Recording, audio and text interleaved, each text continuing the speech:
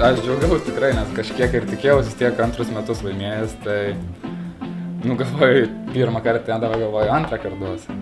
Daug dirbau, kad pasiekt kažkiek, sunkus darbas atsipirko kažkiek, bet dabar dar daugiau dirbsiu, nes yra neįgyvendintų tikslų ir reiktų metimą tobulinti, po to kamuolio varimą, o viskas, manau, taip viskas gerai, daugiau, tai metimą gal kažkiek.